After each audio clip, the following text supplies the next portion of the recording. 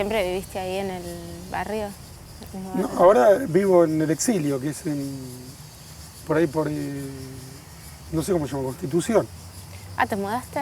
Sí, hace ya más de 5 años. Mi estudio sigue estando en el 11.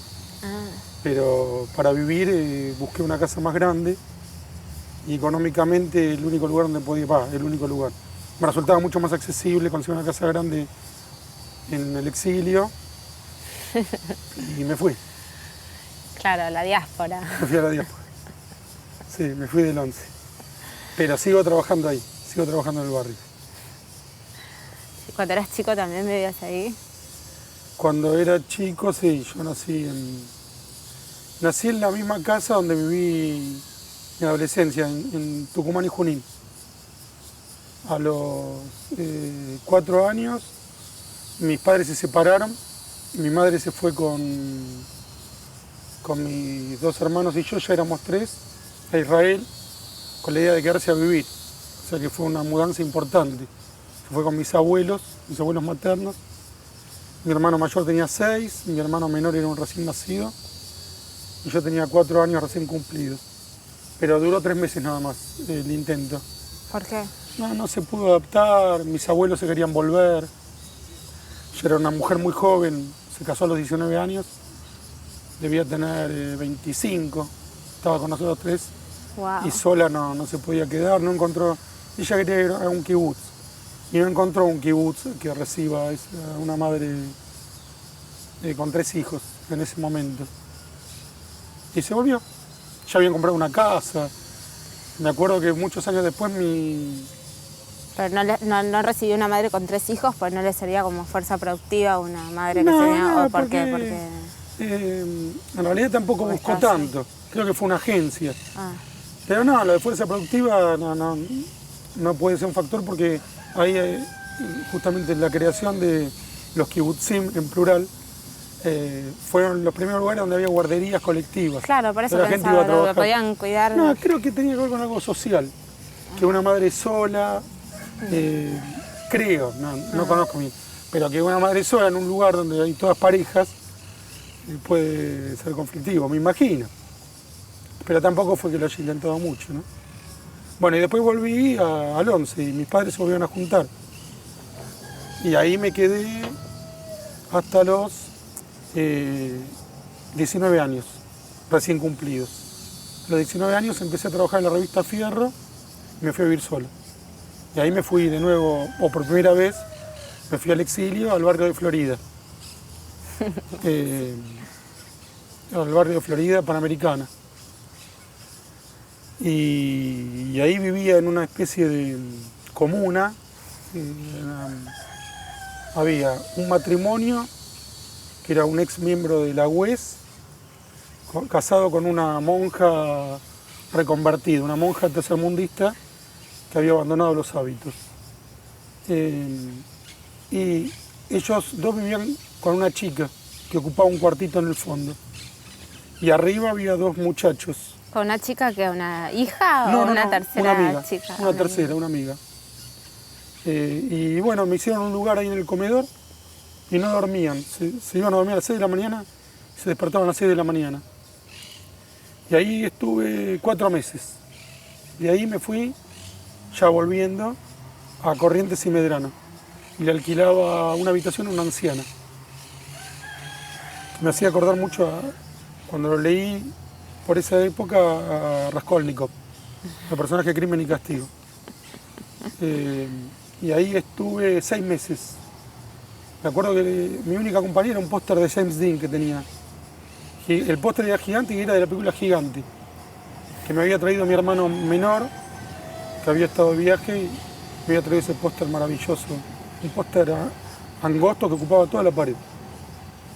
Y de ahí ya empecé a trabajar en Sátira 12 y a colaborar en otros medios, pero básicamente era el trabajo de Fierro y Sátira 12. En Sátira 12 trabajaba como Bernie Danguto, era mi seudónimo humorístico. Y ahí ya me alquilé un departamento en Pringles y Guardia Vieja, que fue mi primer contacto con la libertad. de sentir la libertad. Ya no tenía que compartir el lugar con nadie, no había ninguna señora. Y yo tenía ahí una frase de Sartre, que es una de las pocas frases que rescato de Sartre, que están en uno de los pocos libros que rescato de Sartre, y que siendo quizás el único que rescato, para mí fue fundamental, y lo sigue siendo, que es una conferencia que brindó, un debate, en rigor, y que la tituló la conferencia, que la publicó el libro, la publicó en Argentina en Losada, El existencialismo es un humanismo. Y ahí Sartre dice, la libertad es saber que lo que importa no es lo que han hecho de uno, sino lo que uno hace con lo que hicieron de uno. Y yo tenía ese papel manuscrito pegado en la pared. ¿Nunca pensaste en irte del país? ¿El país? No, nunca. Al contrario, cada vez que hubo una crisis fuerte, lo que pensé es cómo me las iba a arreglar para seguir viviendo acá. Estaba seguro de que seguía viviendo acá, pero cómo me las iba a arreglar. En vez de pensar cómo irme, de hecho yo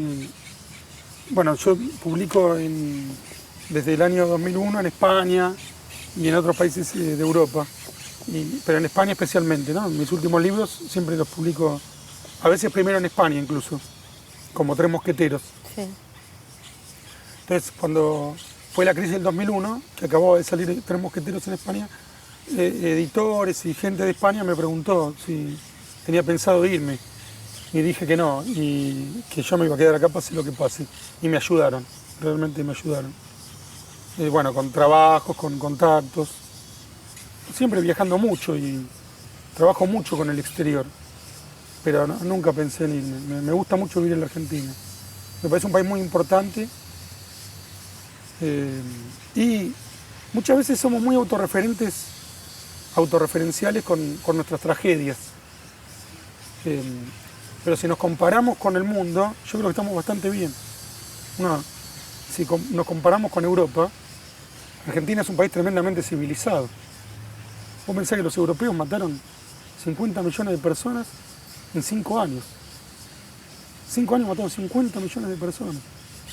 De los cuales a 10 millones los mataron o en cámaras de gas o a balazos, sin siquiera una guerra. Mataron civiles sin siquiera esconderlos, ¿no?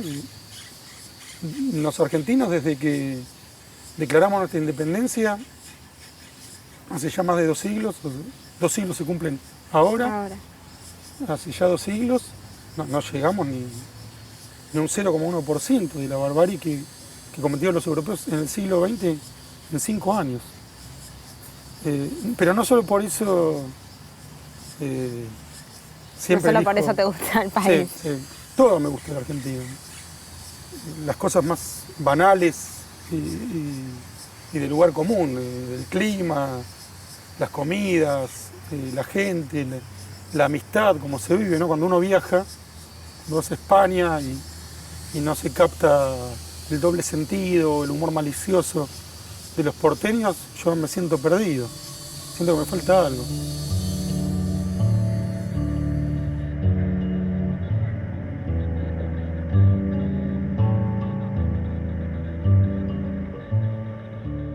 Yo no me opongo al liberalismo y no creo, por ejemplo, que el liberalismo que existe en Estados Unidos sea lo que llaman liberalismo salvaje. Creo que impera la ley.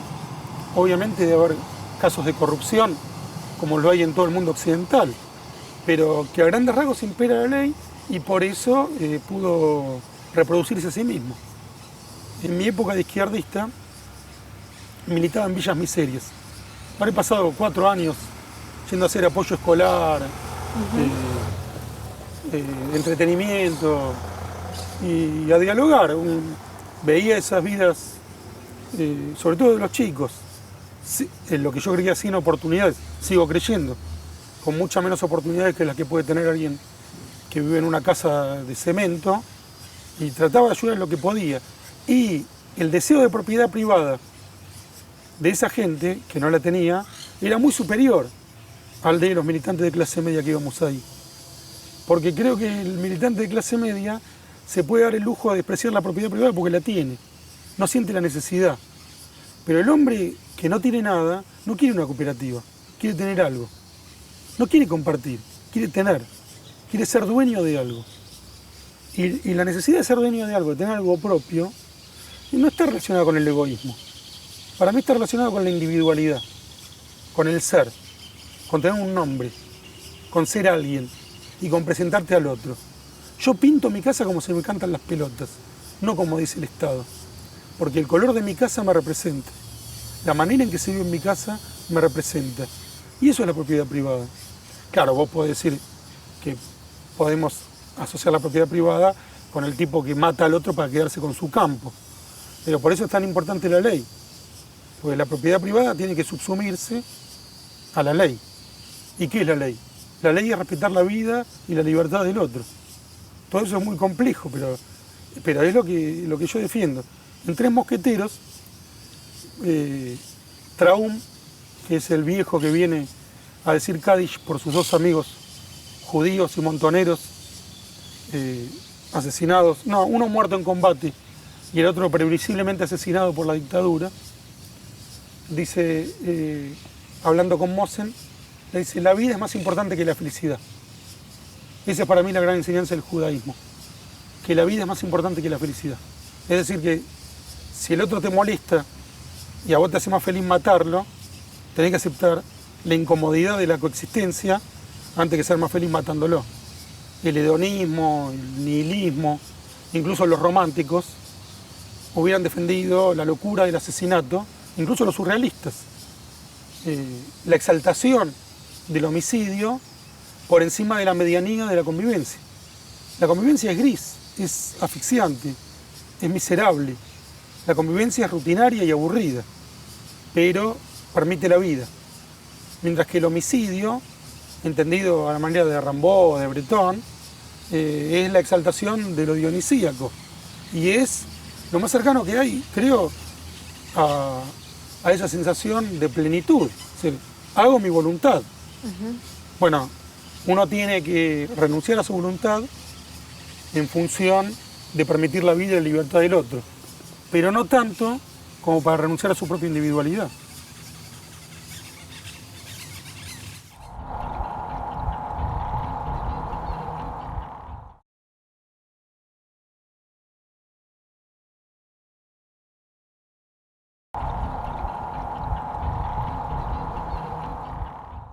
No, pero yo te mentiría si te dijera, por ejemplo, que a mí la convivencia me resulta más difícil ahora que cuando me casé. Ya pasaron 13 años desde que me casé, casi 14. Y siempre me resultó igual de insoportable la convivencia. Y a mi esposa también. ¿Duermen juntas? Sí, por supuesto. Pero igual pensamos muchas veces en tener cuartos separados dentro de la misma casa. Sí, sí. Pues sí queremos vivir juntos. Pero, por ejemplo, para ver la tele y para que la cama sea un lugar... ya voy a parecer un pelotudo que habla de cómo tener un matrimonio mejor. Eso sí que no lo voy a hacer nunca. Pero sí, eso es lo único que voy a decir al respecto. No, para que la cama sé que vos pensás que no hay reglas generales, pero claro, yo quiero saber que me cuentes la tuya. No, por ejemplo, que la cama sea un lugar más de encuentro elegido que cotidiano. Por ejemplo, ¿a quién se le ocurrió eso de dormir juntos? Sí, es una cosa sinistra, una locura, un cuadradito así. Sí, eso yo creo que es por pereza. Sí. Hay dos personas que hicieron el amor y dijeron, bueno, cada uno... quedémonos. Y que eso generó el malentendido de que los matrimonios tienen que dormir juntos. ¿Se tiran de la sábana? Sí. No, pero por ejemplo sí, está permanentemente el tema de la temperatura. Claro. Hace mucho frío, apaga el ventilador, prendelo. ¿Quién es el friolento? Ella es friolenta. Típico, ¿no? Sí, las mujeres son friolentas. Pero también las mujeres no son friolentas, es peor, son atérmicas. O sea, puede ser un frío de bajo cero y dicen tengo calor. Me ha pasado. O sea, la temperatura del cuerpo femenino... ¿Vos querés decir que estamos locas? Sí, eso definitivamente. Las mujeres son otra especie. Son otra especie. Los hombres son otra especie. Sí. No, las mujeres están locas, no tienen ningún tipo de lógica.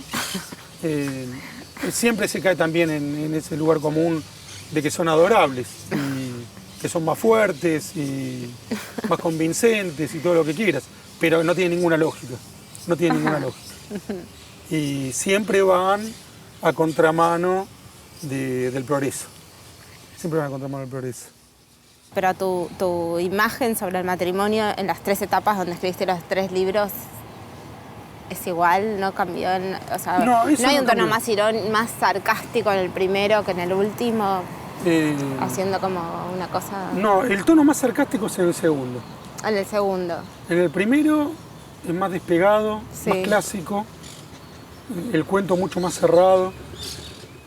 El segundo, Nuevas historias de hombres casados, es mucho más expansivo, más desarmado, más suelto. Y ahí hay más sarcasmos, un humor más visceral. ¿Pero tiene que ver con cómo estás viendo vos al matrimonio? O... Sí, es decir, en los tres se mantiene la tesitura de que es la menos mala de las asociaciones entre las personas. Es decir, que no soy un cultor del amor libre, ni de buscar otra forma de asociación que no sean las clásicas. Sin embargo, tampoco me puedo considerar un defensor, porque no creo ni en las consultas matrimoniales, ni le voy a decir a nadie, vos lo que tenés que hacer es casarte. Pero bajo ningún concepto lo criticaría. Y para mí, definitivamente, es, para mí individualmente, la menos mala de la forma de asociación. Pero la menos mala no quiere decir que pueda ser armónica, ni que necesariamente sea feliz. Es los momentos de felicidad que uno busca, me parece que ese es para mí es el campo más fértil para buscarlos, el matrimonio. Ahora, con esa tesitura de no buscar la justicia sentimental, de considerar inexistente la justicia sentimental y de que nunca hay una relación horizontal, sino que van siendo distintos grados de poder y de gambitos ajedrecísticos entre dos personas que se aman, se puede hacer mucho humor, puede haber mucho cinismo, mucho desencanto. Y ese es un pasto que prende fácil, en donde la literatura prende fácil. En Nuevas historias de hombres casados ya aparecen los hijos con mucha más presencia, la imposibilidad de leer en tu casa, la imposibilidad de comer, la imposibilidad de dormir. Eso lo desarrollé mucho más directamente en mi libro Me gustaba más cuando era hijo, que es un libro directamente sobre la paternidad. Pero en Nuevas historias de hombres casados eso se cruza con las historias de amor trágicas. Por ejemplo, en Caballos, que es el segundo cuento, no, el primer cuento del libro, de Nuevas historias. El personaje protagónico, Mosen, se encuentra con una antigua novia a la que siempre maltrató y que estuvo profundamente enamorada de él. Y se encuentran, ella con precaución, con aprensión, y él cansado de su vida matrimonial, cansado de su casa, cansado de los hijos, diciendo, bueno, acá tengo nuevamente la posibilidad de ser una bestia, tengo la posibilidad de ser un hombre salvaje otra vez.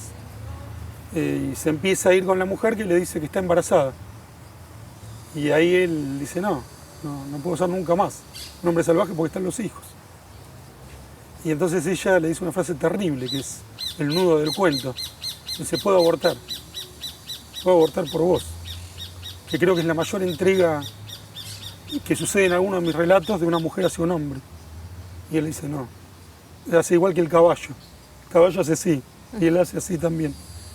Y cuando ese libro se tradujo al coreano, ahora en mayo del 2006, los coreanos lo titularon, cuando hicieron una nota en un periódico inglés de Corea, el Korean Times, y el cuento lo titulan Carriage, aborto, no caballos. O sea, ellos pusieron el acento en, que es una línea del cuento, pero ellos pusieron el acento en el aborto, y no se equivocaban. ¿Qué estás escribiendo ahora? Ahora acabo de terminar una novela que se llama Historia de una mujer, que sale en abril. Y te diría que lo que escribí fue la corrección, que pocas veces corregí tanto, unas galeras. Vino las galeras y tuve que ir cabizbajo a la editorial a pedir perdón por todo lo que había corregido. Le dije al corrector, si querés yo te corrijo algún otro libro, mientras vos te encargás de este. Y ahora me estoy metiendo en una novela, que por ahí sea una novela, que se llama La Cena, y es la historia de dos amigos. No quiero contar más. Bueno. La historia de dos amigos. Eso. La tendremos que leer. Sí. Siempre para saber lo que pasa hay que leer. En todos los sentidos. Lo poco que un hombre puede saber, para saberlo tiene que leer. Está bueno.